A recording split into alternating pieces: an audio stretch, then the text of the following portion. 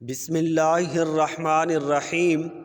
جن لڑکیوں سے نکاح کرنا حرام ہے، ہم نے اس پر پہلے ایک ویڈیو بنائی تھی جس میں ہم نے کچھ عورتوں کا ذکر کیا تھا جن سے نکاح کرنا حرام ہے۔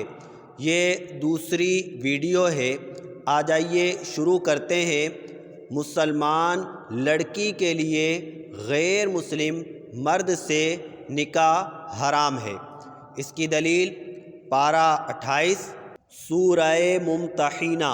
فرمایا اعوذ باللہ من الشیطان الرجیم، بسم اللہ الرحمن الرحیم۔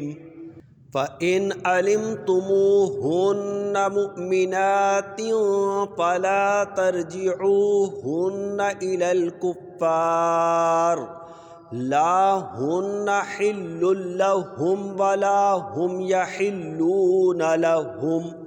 ترجمہ فرمایا پھر اگر وہ تمہیں ایمان والیاں معلوم ہوں تو انہیں کافروں کو واپس نہ دو، نہ یہ انہیں حلال نہ وہ انہیں حلال، یعنی نہ عورتیں کافر سے نکاح کر سکتی ہیں، نہ کوئی کافر مسلمان عورت سے نکاح کر سکتا ہے۔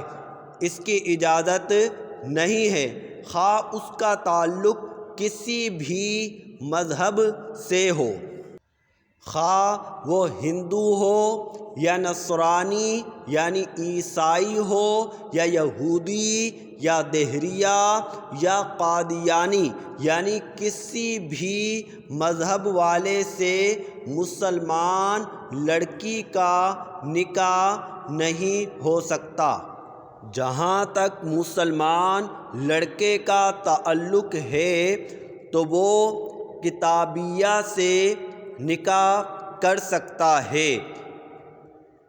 کتابیہ یعنی عیسائی لڑکی اور یہودی لڑکی سے نکاح کر سکتا ہے۔ اس کی دلیل پارہ 6 سورہ مائدہ آیت نمبر 5۔ ارشاد فرمایا اعوذ باللہ من الشیطان الرجیم، بسم اللہ الرحمن الرحیم۔ اليوم احل لكم الطیبات وطعام الذین اوتوا الکتاب حل لكم وطعامكم حل لهم، والمحصنات من المؤمنات والمحصنات من الذين أوتوا الكتاب من قبلكم إذا آتيتموهن أجورهن محصنين غير مسافحين ولا متخذي أخدان، ومن يكفر بالإيمان فقد حبط عمله وهو في الآخرة من الخاسرين۔ ترجمہ فرمایا آج تمہارے لیے پاک چیزیں حلال ہوئیں اور کتابیوں کا کھانا تمہارے لیے حلال ہے اور تمہارا کھانا ان کے لیے حلال ہے، اور پارسا یعنی پاک دامن عورتیں مسلمان اور پارسا عورتیں ان میں سے جن کو تم سے پہلے کتاب ملی، جب تم انہیں ان کے مہر دو، قید میں لاتے ہوئے نہ مستی نکالتے اور نہ آشنا بناتے، اور جو مسلمان سے کافر ہوا اس کا کیا دھرا سب اکارت یعنی ضائع گیا، اور وہ آخرت میں ضیاع کار یعنی نقصان اٹھانے والا ہے۔